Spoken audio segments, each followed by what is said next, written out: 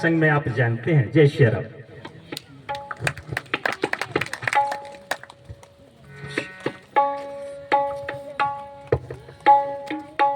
सियापति रामचंद्र की जय।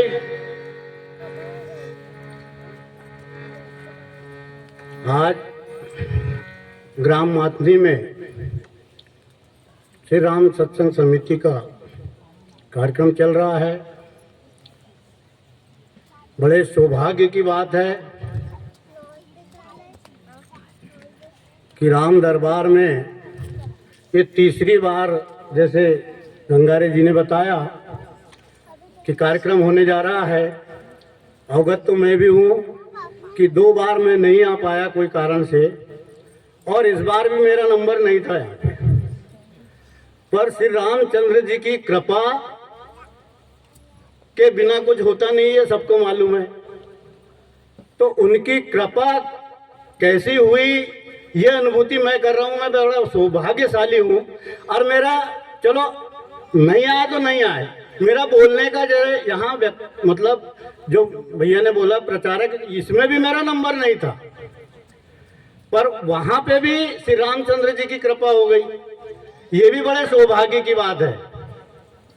यानी मैं ऐसा मन में सोच रहा था कि क्या बात है, ग्राम माथनी में तीसरा कार्यक्रम चल रहा है और मेरे को 2 बार तो आने का अवसर नहीं मिला। एक बार तो हम लोग बद्रीनाथ केदारनाथ चल दिए, एक बार और कहीं गए होंगे, तो तीर्थ स्थान ही गए। जैसे गंगारे जी ने तीर्थ स्थान का बताया कि 3 चीज को बताया, बड़ा अच्छा लगा कि तीनों चीज अगर है तो वही तीर्थ है। जैसे परिवार में सब सुखी है, सब संपन्न है, सब बात है। अभी और एक चीज और बताई थी कि भाई ये राम नाम ही साथ जाएगा। ये जैसे मोह माया जो बताया था, धन दौलत, ये थोड़ा सा और उनने इशारे से समझ जाते हैं आदमी, ये कुछ नहीं है, जरा जरा जमीन के लिए लड़ते हैं। ये सारी बात जैसे अपने को शिक्षा ग्रहण करने के लिए दी है, इसका तो अमल सभी ने करना चाहिए। तो बड़े सौभाग्य की बात है कि यह श्री रामचंद्र जी की कृपा हुई। आज हमारे पिता तुल्य बुजुर्ग एवं हमारे सौभाग्य साथियों, धर्म प्रेमी बंधुओं, हमारे आज के मुख्य अतिथि श्री शिवपाल जी हुड़े नांदीखेड़ा वाले, एवं हमारे सभापति महोदय श्री झब्बूलाल जी पटेल पारदे जो माथनी के निवासी, एवं हमारी माताएं बहनें, सभी को मैं बार बार नमन करता हूं।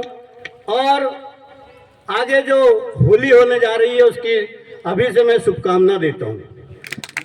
और अभी जो अपनी समाज में एक कार्यक्रम जो हुआ पुंडे परिवार में, मैं उनको भी बहुत साधुवाद देता हूं कि जिन अभी अपने समाज में कितने गोत्र है ये तो मेरे को नहीं मालूम, पर कोई ऐसा एक बार वो बोल रहा था कि 72 गांव है अपने और 72 ही गोत्र भी है।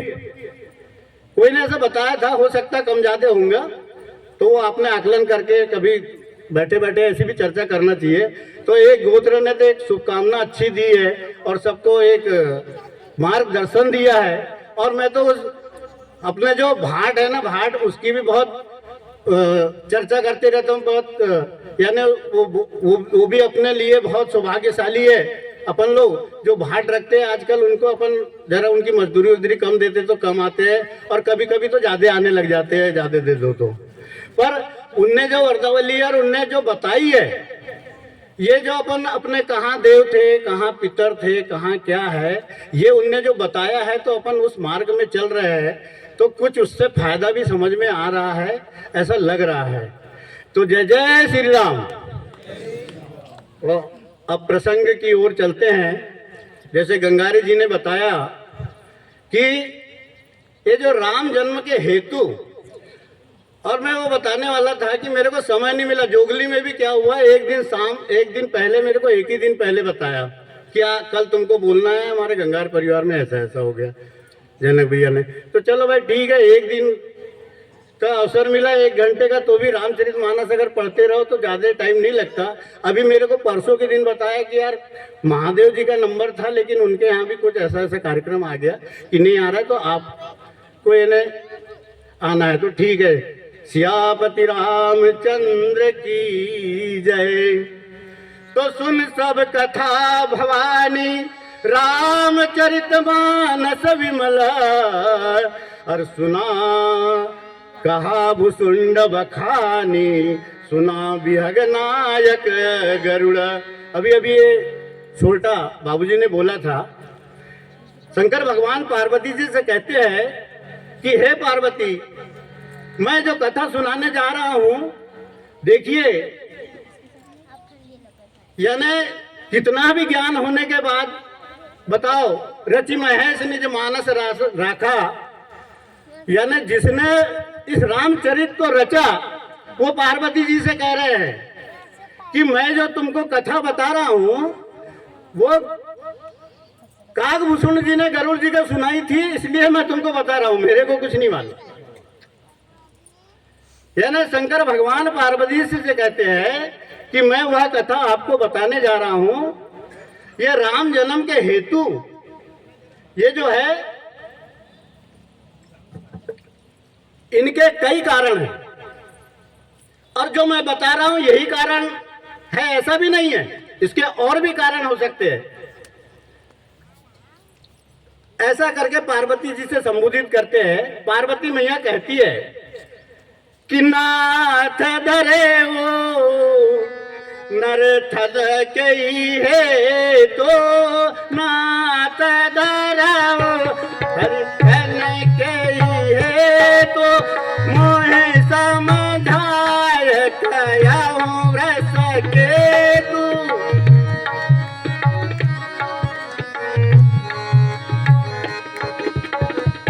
पार्वती जी शंकर भगवान से कहती है कि भगवान ने जो अपने मनुष्य योनि में जो जन्म लिया, इसका क्या कारण है। तब भोलेनाथ कहते हैं कि राम जन्म के हेतु अनेका, नम के हेतु अनेका, परम विचित्र एक का। भैया गंगारे जी आप थोड़ा सा आ जाओ, आप आ जाओ 1 मिनट के लिए। अरे आ जाओ जरा, थोड़ा सा ताल आ जाएगा।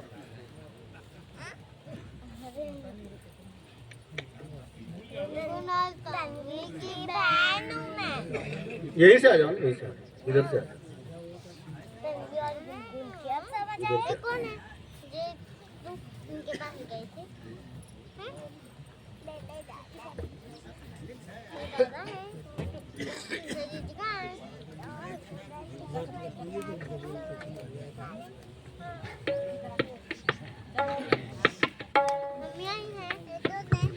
भैया पंजीयन रजिस्टर जहाँ कहीं भी हो मंच पे पहुँचाएं, पंजीयन रजिस्टर।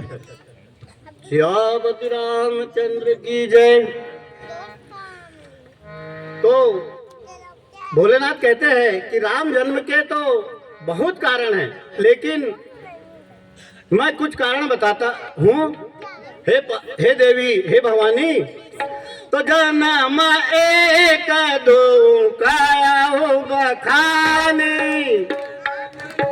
एक दो काया हो बखानी, सावधान सुन सुमति भवानी।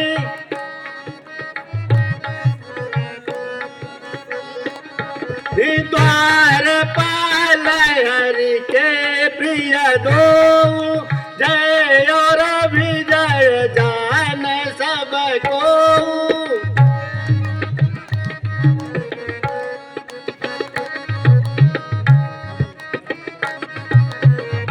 हे भवानी, हे सुंदर बुद्धि वाली भवानी, आपको मैं बताना चाह रहा हूं 2-3 कारण।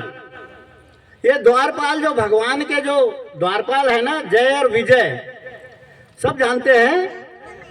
ये दोनों पहरेदार जैसे चपरासी गेट पे रहता है, कलेक्टर के यहाँ जाओ तो नहीं रुक, अभी नहीं जा सकता, ऐसे ये लोग भी अब शंकादिक मुनिया है, इनको रोक दिया, इनको रोक दिया तो द्वारपाल को श्राप दे दिया शंकादिक मुनियों ने।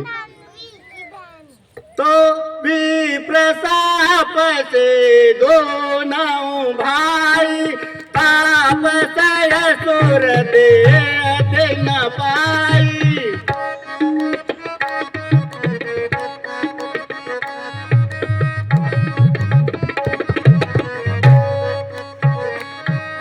कनक से पोरु हाट कलोचन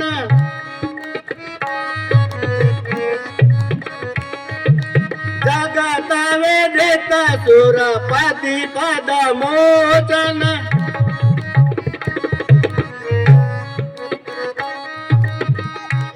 ये दोनों को श्राप दिया तो दोनों राक्षस हो गए।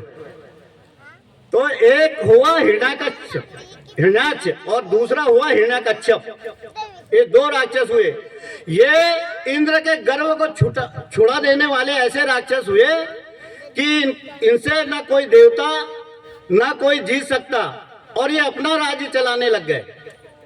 आपको मालूम है कि हिरण्यकश्यप को जो है भक्त प्रहलाद उनके पुत्र हुए, और वो अपना नाम कह रहे थे कि भगवान का नाम मत लो, मेरा नाम लो। ऐसे सूरवीर हुए तो विजयी समर वीर विख्याता धरी बराब पूरे निपाता।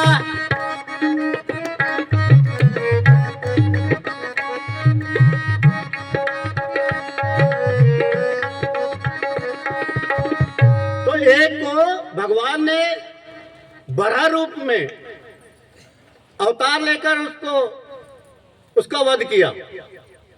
कहा गया ना कि जब जब हो धर्म के हानि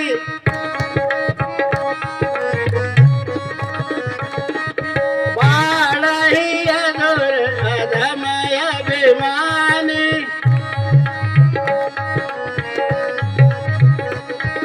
तब धरे प्रभु विविध शरीरा हरहि कपाल विसर्जन पीरा।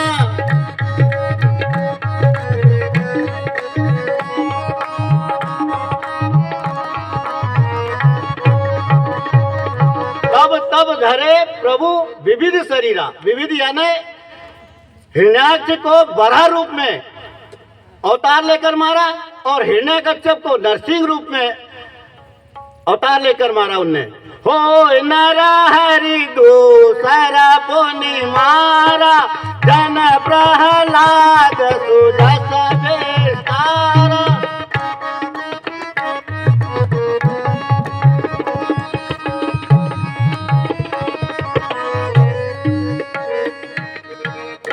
अब ये दोनों को भगवान ने संहार कर दिया, इनका वध कर दिया। भय निशाचर जायते ही महावीर बलवान कुंभकर्ण रावण सुबट सुर विजयी जग जान। फिर इनका दूसरा अवतार हुआ, क्योंकि मुनियों का जो श्राप था वो एक अवतार के लिए नहीं था, वो 3 अवतार के लिए था। तो दूसरे अवतार में फिर ये रावण और कुंभकर्ण बने। तो उस समय में भी वहां पर कश्यप अदिति कहाँ पितु माता दशरथ कौशल्या विख्याता।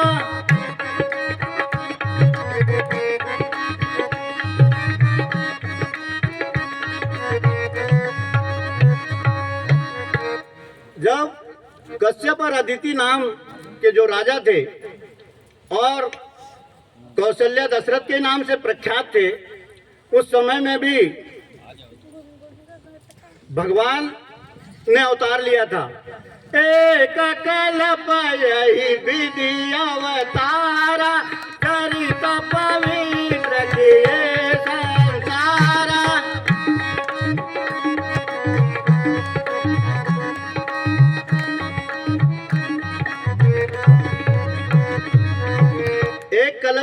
बात ये हो गई। अब दूसरे कलप की बात जो है वो फिर भगवान कहते हैं कि एक कलप सुर देखी दुखारे, अमर जालंधर सन सब हारे।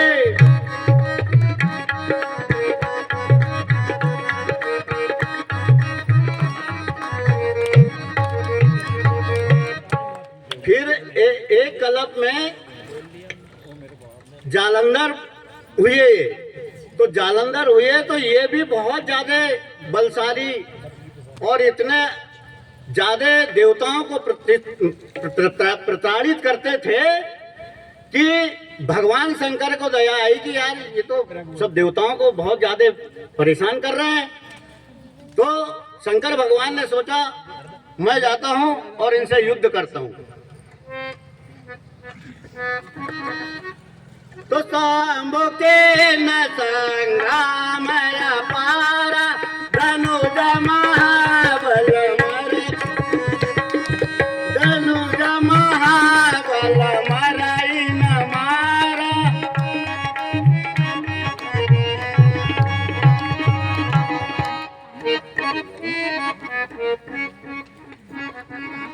शंकर भगवान ने जालंधर से युद्ध किया, लेकिन भगवान से भी नहीं हारे हो, भोलेनाथ नहीं जीत सके, बहुत संग्राम किया।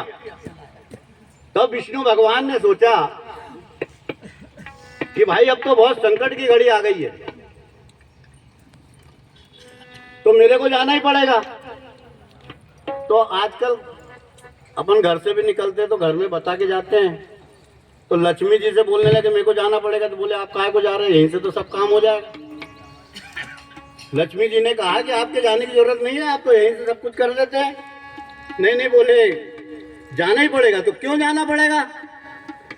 तो बोले जालंधर ने इतना युद्ध किया, भगवान भोलेनाथ भी नहीं जीत सके उनसे, तो मेरे को फिर तो जाना ही पड़ेगा। बोले नहीं नहीं फिर भी काहे को जाना पड़ेगा, आप तो यहीं से सब बटन दबाओ कुछ भी कर सकते हैं। नहीं बोले जाना ही पड़ेगा। अब श्रीमती ने कहा कि भाई क्यों जाना पड़ेगा, तो बताओ कारण।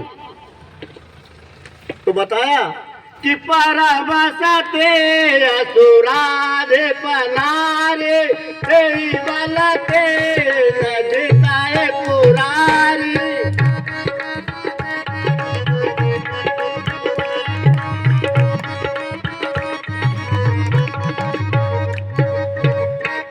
बताया विष्णु भगवान ने कहा कि भाई इसलिए जाना पड़ेगा कि वो जालंधर की जो पत्नी है ना वो बहुत ही पतिव्रता है, और उसके पतिव्रता धर्म के कारण भगवान भोलेनाथ भी नहीं जीत पाएंगे ना, कोई नहीं जीत पाएगा। मैं भी जाऊंगा तो नहीं जीत पाऊंगा, इसलिए मेरे को जाना पड़ेगा। तो बोले काहे के लिए जाना पड़ेगा, वो तो अच्छा है, जब पतिव्रता नारी है तो वो तो सही कर रही है, अब उसका तो प्रभाव बनेगा ही, क्यों जीतेगी। तो नहीं बोले पतिव्रता नारी है ठीक है, वहां तक के तो कोई बात नहीं है, लेकिन वो अधर्म का काम कर रही है और वो पतिव्रता धर्म का काम है उसका, तो वो तो कर रही, पर ये अधर्म है उसको रोको ना, उसकी पत्नी ने रोकना चाहिए। भाई कहीं कहीं ऐसी बात आती है ना तो नहीं मानता ना, अपना आदमी तो नहीं मानता ना, बिल्कुल मैं तो जो कर रहा हूँ गलत करूँ तो भी ठीक ही है। तो पत्नी का काम रहता है ना रोकने का, घर संसार चलाने के लिए तो यही होता है कि अगर गलत कर रहा तो उसको रोकना चाहिए। पत्नी ने नहीं रोक रहा तो बोले तुम सत्य का साथ देना चाह रहे कि असत्य का। अब वो पतिव्रता धर्म है तो धर्म के लिए तो अवतार लेते हैं प्रभु, और धर्म अधर्म का काम करने जा रहे हैं, मतलब ऐसे ही हुआ ना भाई। अब जब जा रहे हैं तो उसका जो सतीत्व है उसका तो भ्रष्ट करेंगे ना, भगवान जाएंगे तो आप तो गलत काम कर रहे हैं। उनकी श्री जी ने बोला, लेकिन भगवान ने कहा नहीं, वो धर्म के आड़ में गलत कर रहे हैं ना, वो उसका उपयोग गलत कर रहा है ना जालंधर। अब जब तक के उसका सतीव्रत धर्म को नष्ट नहीं करेंगे तब तक के तो वो मर ही नहीं सकता, ये बिल्कुल सत्य बात है, इसलिए जाना पड़ेगा। तब फिर भगवान स्वयं आए, और आए तो चल कर तार सुव्रत प्रभु सुर कारज केन, जब ते जाने मरम तब श्राप कोप कर दिन।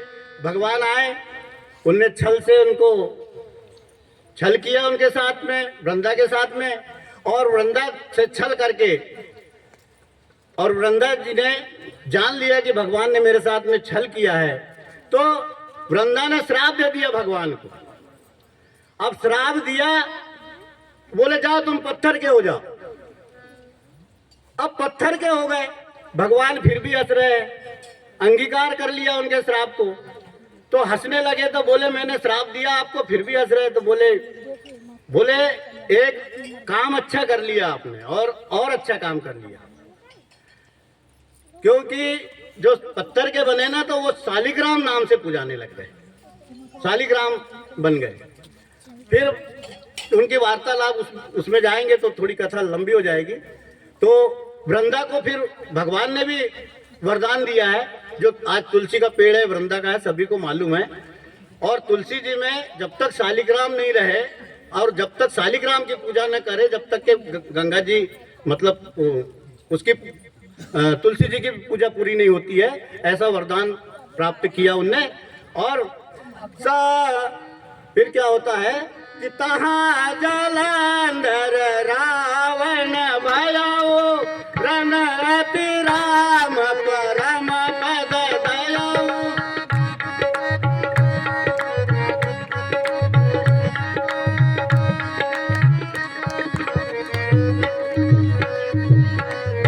फिर वो मरा, फिर वो रावण बना, जालंधर भी। फिर भगवान ने एक कल्प में फिर अवतार लिया।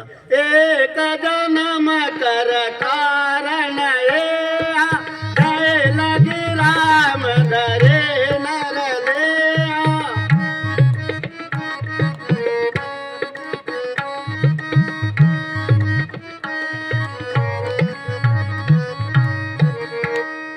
नारद साप देन एक बारा, कल्प एक ते लगे अवतारा।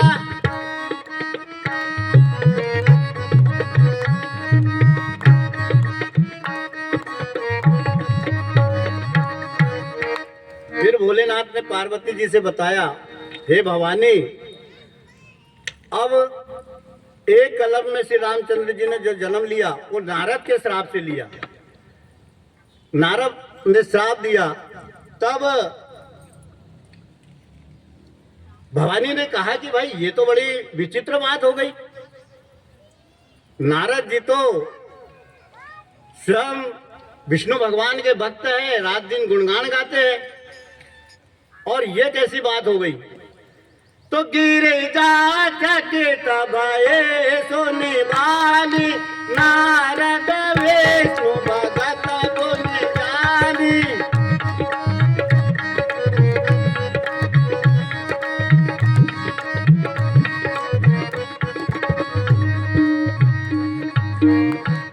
तब भवानी ने कहा कि ये तो विष्णु भगवान के भक्त है, और यह कैसी बात हो गई।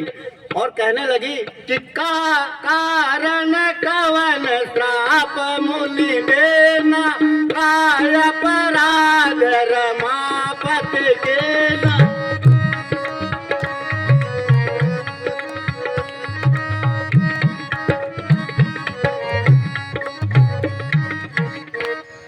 पार्वती जी कहने लगी कि ऐसे भगवान ने ऐसा कौन सा अपराध कर लिया जिसके कारण से नारद मुनि ने श्राप दे दिया।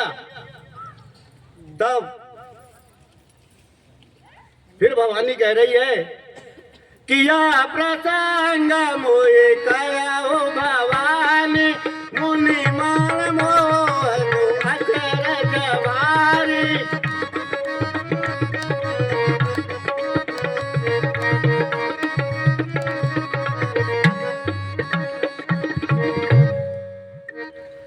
भवानी कहे भोलेनाथ से कि क्या अपराध किया था, और यह प्रसंग तो मुझको सुनाना ही पड़ेगा, क्योंकि मेरे को जो पहले शंका हो रही उससे ज्यादा शंका अब और हो गई है कि ये तो रात दिन उन्हीं का नाम जपते हैं। जैसे भोलेनाथ रात दिन भोलेनाथ भी राम जी का नाम जपते हैं, ऐसे नारद जी भी तो हमेशा नारायण का नाम जपते हैं। श्रीमन नारायण नारायण नारायण, श्रीमन नारायण नारायण नारायण, विष्णु नारायण नारायण नारायण विष्णु, श्रीमन नारायण नारायण नारायण, श्रीमन नारायण नारायण नारायण, श्रीमन नारायण नारायण नारायण, श्रीमन नारायण नारायण नारायण। यावति रामचंद्र भगवान की जय। बहुत बढ़िया प्रसंग। अब जो है आगे का प्रसंग अगले हमारे जो आएंगे हमारे प्रचारक महोदय वो सुनाएंगे, क्योंकि हमारा समय खत्म हो गया है। इसलिए हम आप सभी से क्षमा चाहते हैं जो गलती